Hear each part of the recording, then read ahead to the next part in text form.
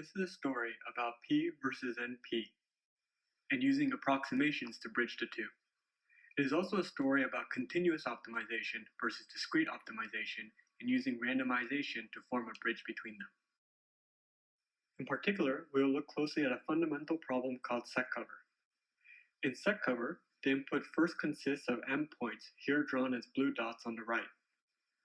There are also n sets, S1, S2, on to Sn, each of which are a subset of the point set 1 through m.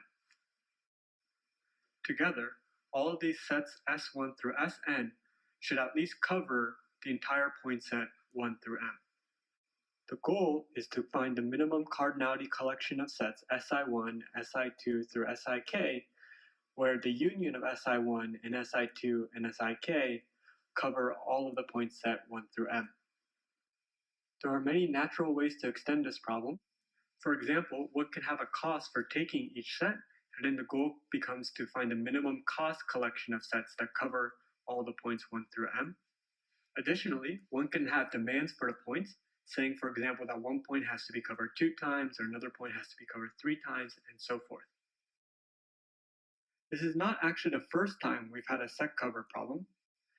Recall max flow. There we had a question of, what is the minimum number of edges required to disconnect S from T? An S to T cut is defined as a set of edges whose removal disconnects T from S.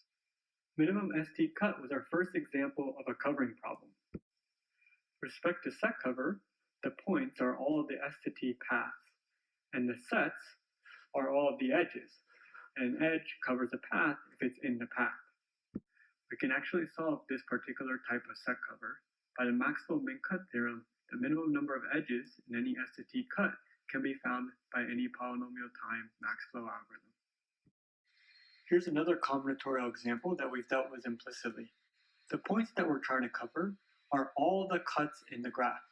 The sets are the edges, where we say that an edge covers a cut if the edge is in the cut. Do you recognize this problem? Here's one cut, and we have to take an edge across the cut. Here's another cut, and we have to take an edge across this cut. And in this manner, we keep circling cuts and making edges across the cut. And we can continue this process, highlighting cuts where we haven't covered it with an edge yet, until we arrive at a spanning tree.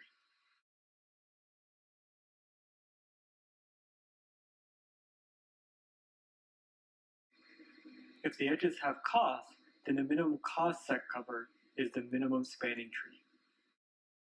Is set cover NP hard? Set cover turns out to be one of the original problems addressed in Karp's landmark paper. We can show it is hard by a direct reduction from 3-sat, although before I show it to you, I recommend that you pause the video and try for yourself. Here then is a reduction. We start with a 3-sat formula at the top. For each clause, we make a point that we need to cover. Satisfying a clause in a 3-sat problem will correspond to covering the clause in the set cover problem. For each assignment of a variable, like x1 set to true or x1 set to false, we make a set. A set covers a point if the corresponding assignment would satisfy the corresponding clause. We're not done yet. The problem is that as it's set up, we could take both x1 to be true and x1 to be false. To help address this, we also make one element for every variable. A set or an assignment covers an element of the second type if the assignment is for that variable. One can then show that there's a satisfying assignment if and only if there's a set cover of size n. Because set cover is NP hard, it's unlikely for us to come up with a polynomial time algorithm that can get us an exact solution. Meanwhile, we still do want to come up with reasonable solutions to set cover problems. To this end, we consider approximation algorithms. It is not NP hard to approximate set cover. Here we are interested in relative approximations.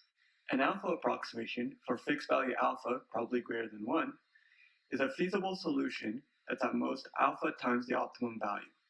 So this would be a collection of k sets that cover the entire point set m, and maybe k is not the true minimum, but it's within a factor of alpha of the minimum set cover size. We now introduce integer programs. They start with a minimizing or maximizing of some linear objective over a sequence of variables x1 through xn that in particular are required to be integer valued. These integer variables are subject to a number of linear constraints like ax less than equal to b, ax equal to b, or ax greater than equal to b. Here c, b1, b2, and b3 are fixed vectors, and a1, a2, and a3 are fixed matrices with the appropriate dimensions. Let us return to our set cover problem, and let us write an integer program. First of all, in set cover, we're minimizing, and we can take sets, so we'll make a binary variable for each set. We want to minimize the number of sets we take, which can be expressed as the sum of xj's from 1 to n. We have to cover every point, which can be expressed as, for every I, saying that the sum of xj over sets sj containing I is at least 1. So what have we accomplished? Basically nothing. This is the exact same problem, except now it's expressed arithmetically as an integer program instead of in plain old English. Linear programs. These are similar to integer programs, except we remove the constraint saying that variables have to be integer valued. So, we have integer programs on the left, and we have linear programs on the right. Discrete versus continuous optimization. What's the difference? The main difference is that integer programs are NP-hard, whereas linear programs can be solved in polynomial time. One cannot overstate the importance of the fact that linear programs are NP. Here we mean weakly polynomial, as technically there is some dependency on the bit complexity of the input. The first, and perhaps most famous algorithm for linear programming is called the simplex algorithm and is due to Danzig from 1947. Technically, the simplex algorithm is not polynomial time, but it works exceedingly well in practice. The first truly polynomial time algorithm for linear programming does not come until 32 years after the simplex algorithm, when Kachellan invented the ellipsoid algorithm. 5 years later, Carmarker invents a different kind of strongly polynomial time linear programming algorithm called the interior point method. For the purposes of our discussion, we will treat the linear program solver as a black box. The input is a linear program, the output is an optimal solution, produced almost magically in polynomial time. So what is our linear program for set cover? We start from an integer program. We change the variables from being binary 0 or 1 to continuously 0 to 1. Observe that, since we're only dropping the inequality constraint, any feasible solution for the integer program is also a feasible solution for this linear program.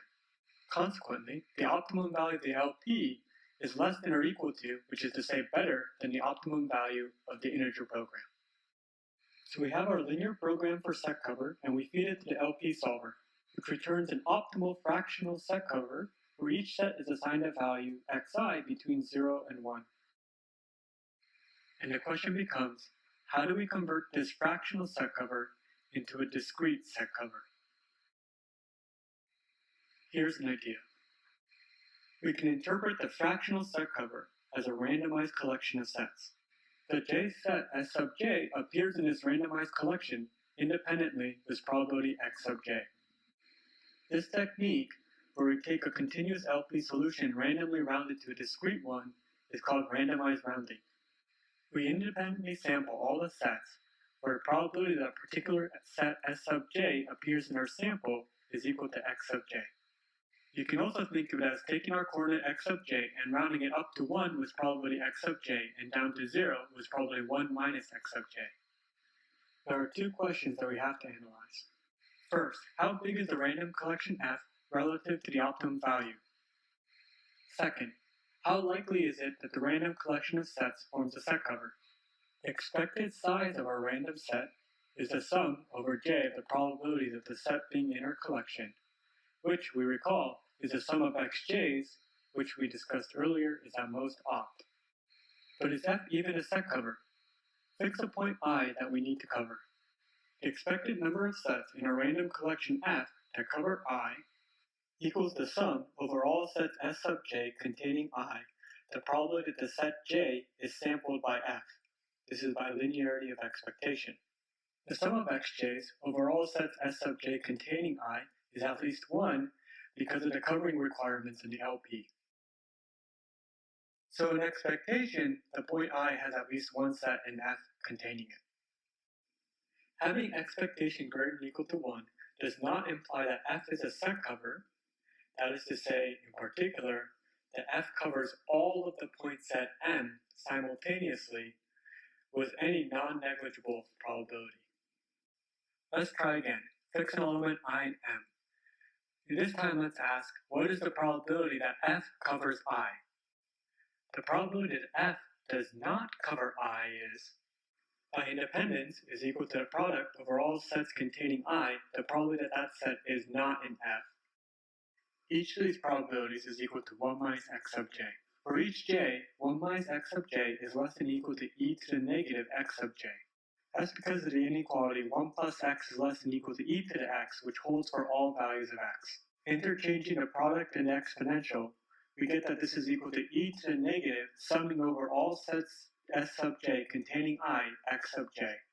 The sum in the exponent is at least 1 because of the LP, which gives an overall probability less than or equal to 1 over e. So we cover I with probability greater than or equal to 1 minus 1 over e, which is about 0.68. Still, this does not imply that f is a set cover with any non-negligible probability. The fact that each point is covered with constant probability does not imply that all points will be covered with constant probability.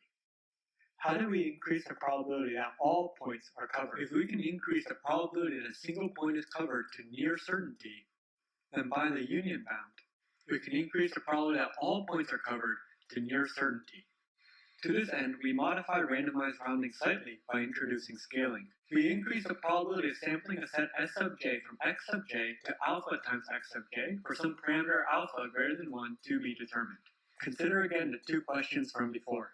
The expected size of our set is now the sum of j alpha times x sub j, which is less than or equal to alpha opt. Of course, this is worse, but at least we're still comparable to opt. Is f likely to be a set cover? Again, fix an element I and M. What is the probability that f covers I? If alpha times xj is greater than or equal to 1 for some set containing I, then we automatically take that set, so we're guaranteed to cover it. Otherwise, if we do the same analysis as before, except plugging in alphas, then we end up with e to the negative alpha instead of e to the negative 1. In particular, the error probability is exponentially small in alpha. Overall, we have that the probability that f is not a set cover, which can be rewritten as the probability that f does not cover some point I, taken the union bound over all points I, the sum over points I, the probability that the random set does not cover that point I, which by our analysis above is less than or equal to m times e to the negative alpha. Now suppose we set alpha to be 2 times log m. The probability that f is not a set cover is now less than or equal to 1 over m. So when we scale up by 2 log m in the randomized rounding, the expected number of sets we take is at most 2 times log m times opt. And we successfully cover all of the elements with probability of error at most 1 over m. That is, we have a big O log of m approximation to the minimum set cover problem.